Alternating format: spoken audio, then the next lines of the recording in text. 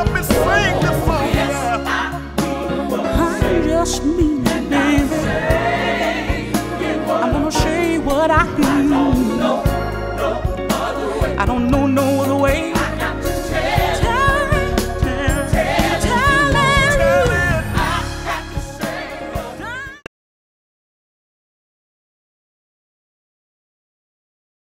You know, he was very respectful. He's a very good, God-fearing man in spite of all the things that you might have heard. You know, one of the things that I said to him was, you know, we've heard a lot of stuff, you know, about his finances, you know, about his baby's mamas and all this. But in my research of him, I never heard anybody say that he was a bad man. He may have made some unfortunate choices, or things, he may have made some decisions that we may not have made, but he has never, no one's ever written that he was a bad man, that he was ever unkind. So I think that you'll get that too. So just sit back and watch, and this is a two-part. You will, I walked in with respect for Evander, and I walked out lusting, you know, because that's what I do. But I truly respected him because it wasn't, just watch it, y'all. Thank you. I said, so what can a person do that it makes you want to walk away from the person? I said, so if that's the case, because I explained to my daughter, I said, now, if that's the case, then you might as well make sure that ain't in it from the start, before you even like the person. When you look over there and see the person, attractive person, that person like you, then first thing you need to ask, do you do this? They said, why? Because you know what? Because this is the only thing I said, because it's real simple. If you can't live with it, not that you can't live with it, you say you don't want to live with it. At least you know you ain't in love with somebody when you first see a person. So you bring up the tough stuff right then and there. You don't sit here and try to see how good a person's life is before you start saying. I said, then you weigh in with your own confidence. Oh man, oh, that is a lot of money. Oh man. I said, but if you ask from the get-go, you can't miss that you never had. So you ask the tough question, start off. You know, I said, start off. I said, realistic, you know. I asked the person, first thing I asked the person, is you a Christian? Do you a Christian? If the person say they're not a Christian, okay. You move on. I said like that because my whole thing, I said, because realistic, because because a person have a choice to be that. If the person, they say they're not, okay. I'm not mad with them. I just, okay, but I just know that, you know, it ain't gonna work. It's not for you, yeah. Yeah, because, you know, I fooled around, and one day I dated this girl, and, you know, but it sneaked up on me. Then, you know what? Then you forgot to ask her. I forgot to ask her that question because, yeah. you know, because a friend of mine was talking to her friend and all this, and I was just sitting there, and so I was just talking to her because my friend was talking to her friend and all that. So we kept talking and all this. So after about 2 or 3 months and stuff like that, we're talking and all this. Then all of a sudden, I really started liking her.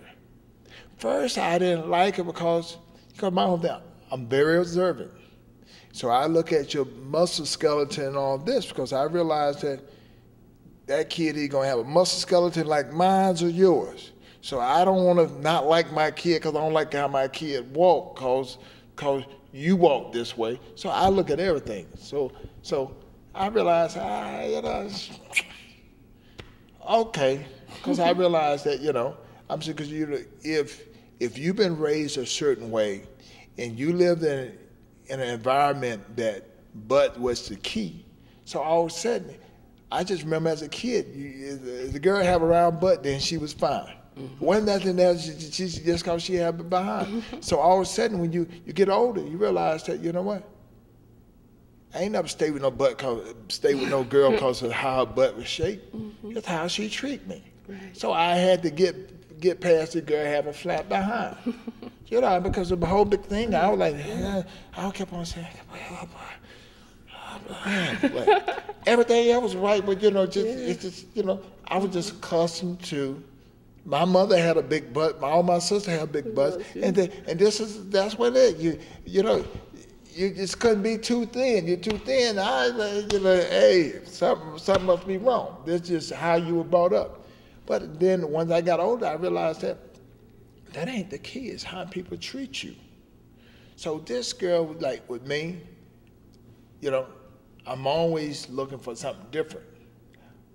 You know, my mother didn't articulate real well. So any girl that I date, they gonna at least when they the mouthpiece. So when I got to be thrilled by their voice. Well, okay, all right. She articulate and all this. She knows something that I didn't get. I didn't, you know, my mama didn't say polish this, polish this. My mother clean the house, do this, structure, be able to bring something to the table. So realistic with this girl, she had all these things and all this, and I was like thinking, wow, I think I like her. Then I found out she told me she was a Muslim. And I said, what that mean? She said, well, you know, you're a Christian, I'm a Muslim. I said, well, that ain't really gonna work, cause you know, we different. She said, no, we're not different. I said, I believe different. She said, no. Then I said, then do you believe in Jesus? She said, yeah, I believe in Jesus. I said, okay then. She said, well, but Jesus is just a prophet. He was a prophet. I said, well, yeah, he did prophesy. I said, but do you believe Jesus is the way? She, well, no, I don't believe it. I said, see, that's a conflict. You know, so she said, well, you know, Jesus, you know, so she said that I started getting mad. I could still feeling me getting angry. I don't usually get angry. She said, you know, Jesus was just a man, just like, I said, no, I said, I was about 5 minutes of that. Next thing I said, look, get out my house. I don't want to talk to you. Like this, I'm talking, I got, because the fact that, I said, well, you say you love me. She said, yeah. I said, okay, then you got to believe what I believe. Did she convert? No, she didn't convert. I'm talking, I had to put her out my house. I'm talking, actually. So that was it? I'm talking, it was that strong, because my whole thing, I had got to the point I liked that girl, all that, but I guess the main point the reason why it hurt me more, because she had convinced me that she could stay with me, and that because I was a Christian, that we didn't have to do nothing. Now, this is the first person in my life I ever was able to convince me. So, no, you're a godly man. But she never said you're a Christian. She always said you're a godly man. You don't do that. She said, because she said, I'm a virgin, and if you do this, we're gonna have to get married. And so I never thought that, because every person I ever dated, we did it. With her, it wasn't like that. She said, you know, no, we gonna have to marry. But she told me that up front. You know, we would have to marry if we do anything. Like that, so I'm an honest person. I said, well, you know, I know I ain't gonna do that, because I know I ain't gonna marry you. That's because I don't know you well enough.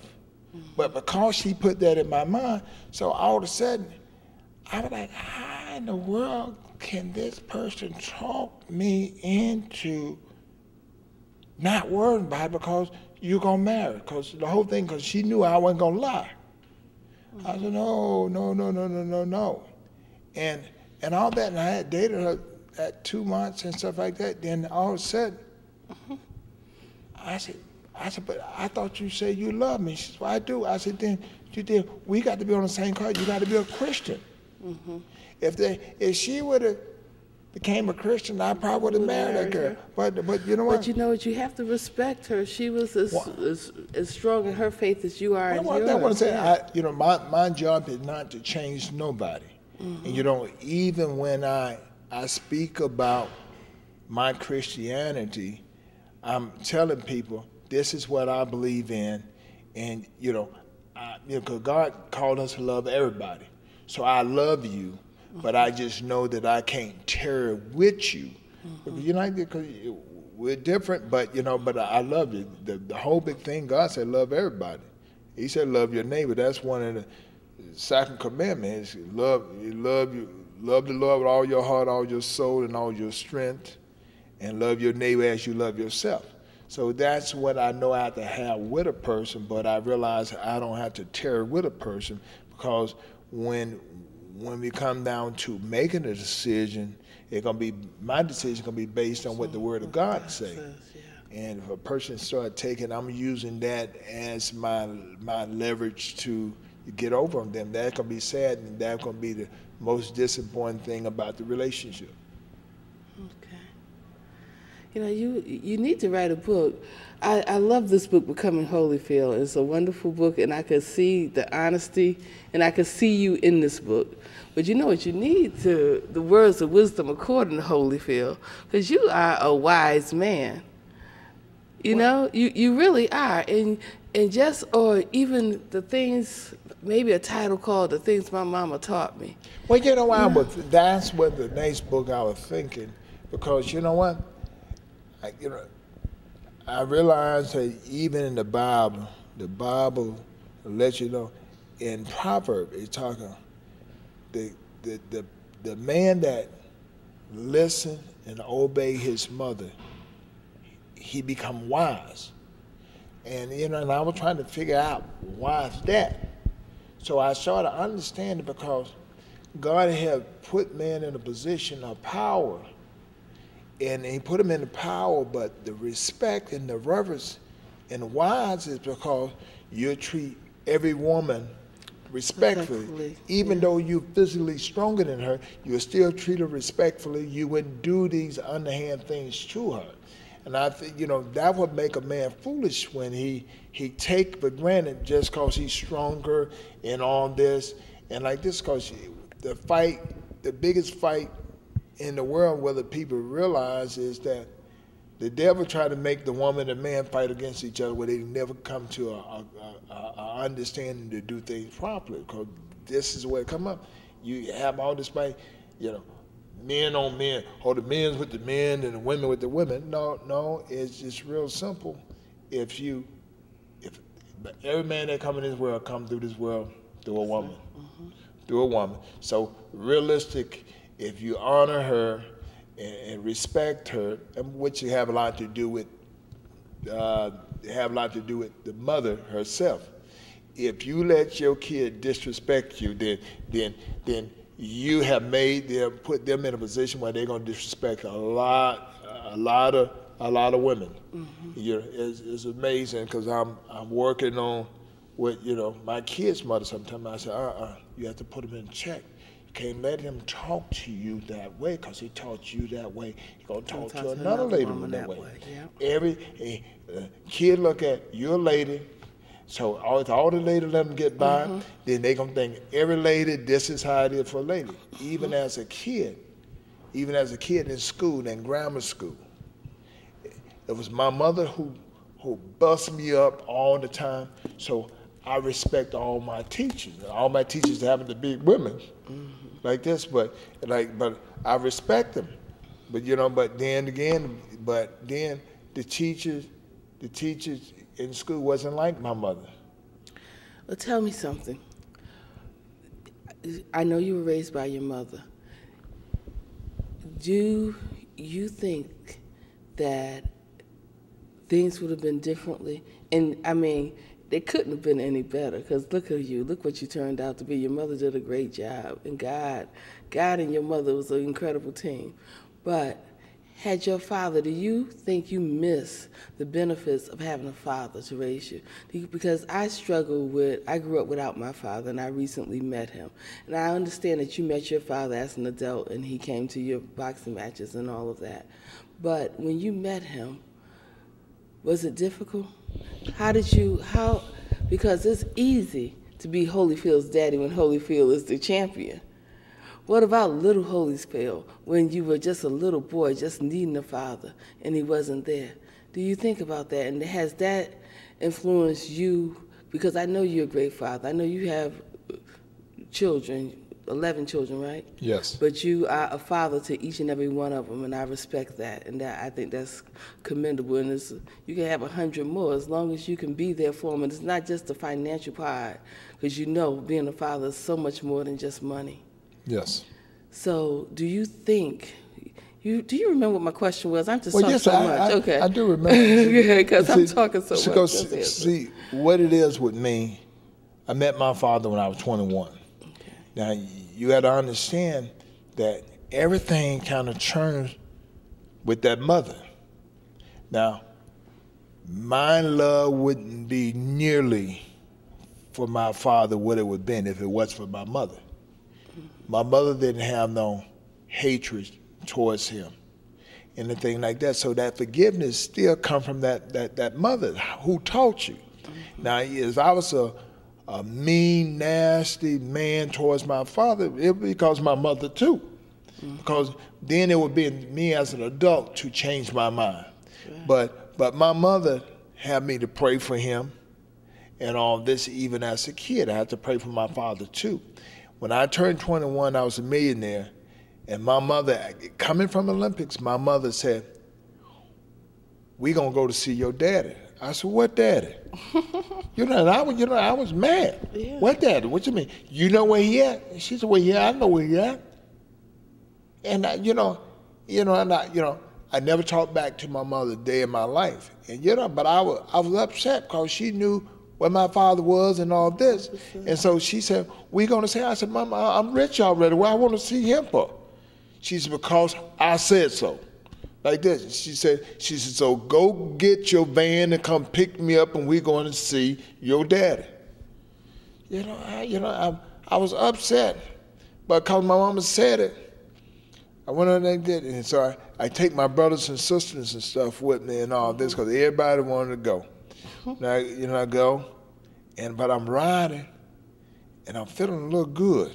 I get a chance to see how I'm really gonna be, because all of a sudden I start getting, I'm start thinking, how my daddy look.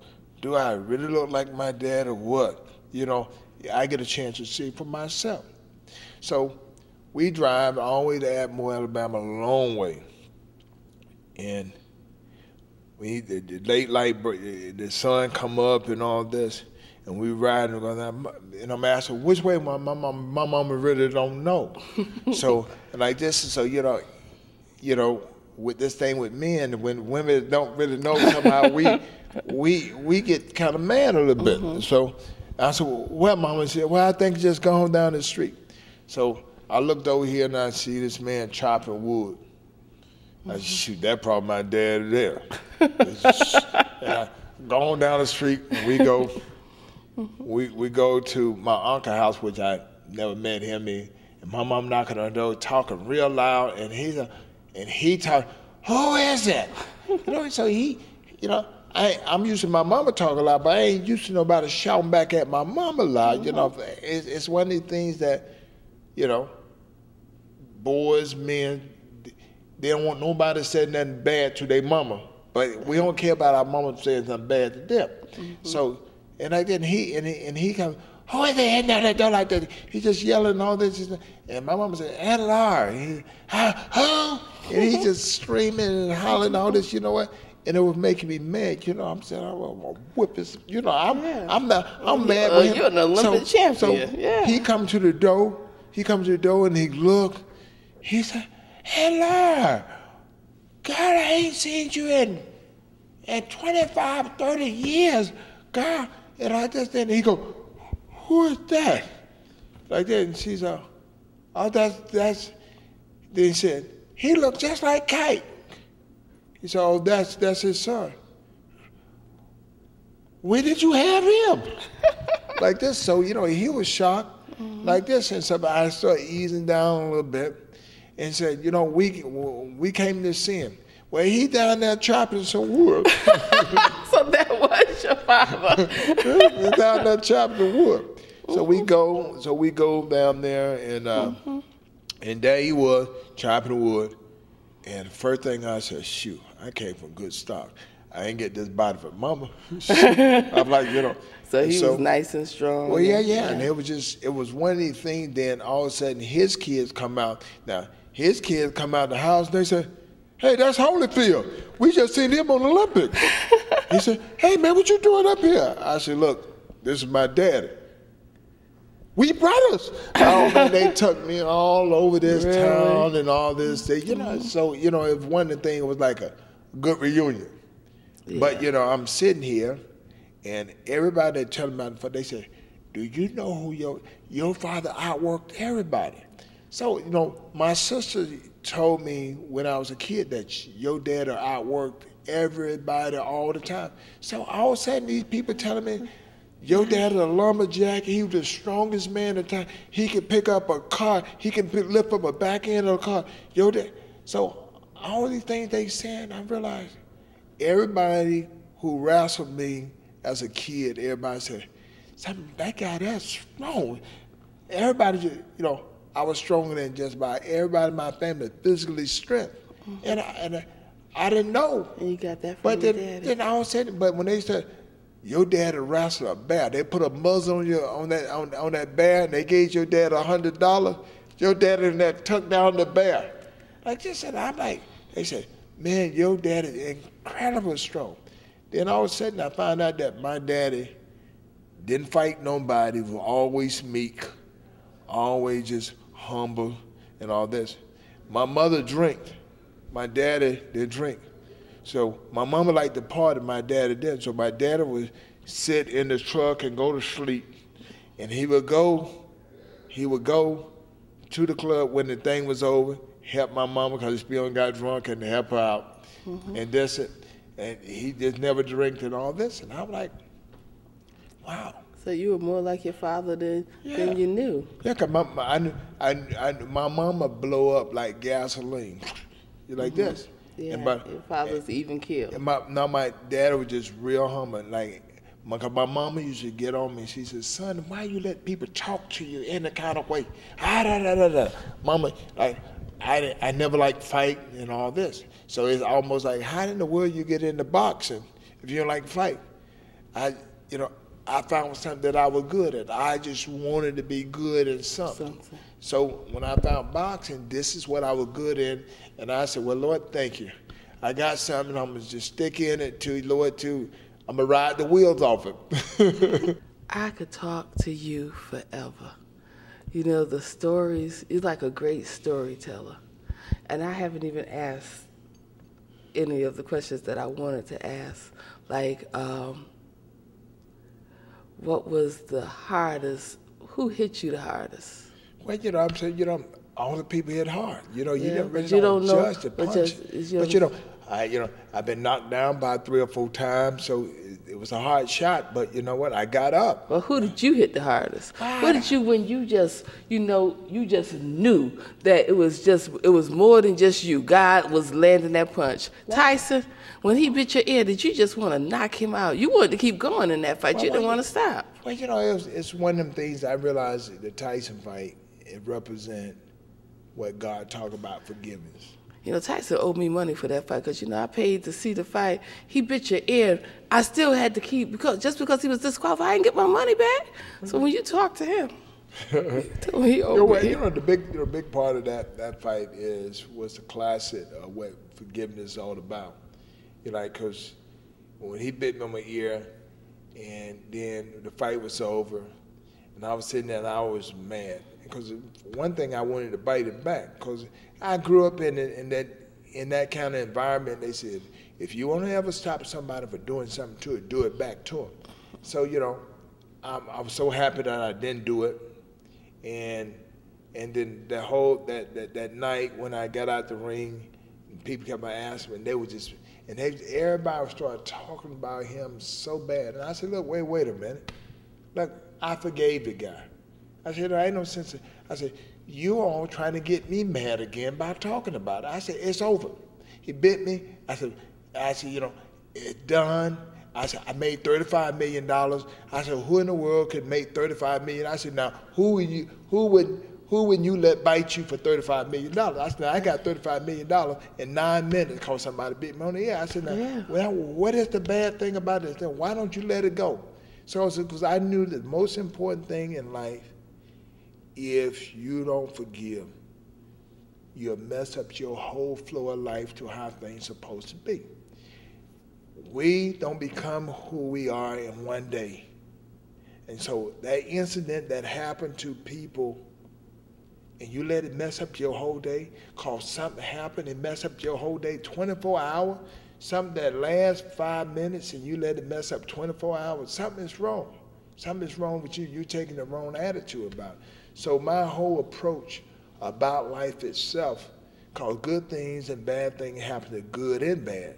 Just like it rained on the just and rain on the unjust, and the sun shine on the just and unjust. But you're going to be tested on earth, and I have realized that, and I thank God for giving me the understanding to realize that, you know, hey, things happen.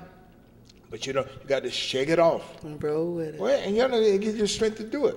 Well, you know what?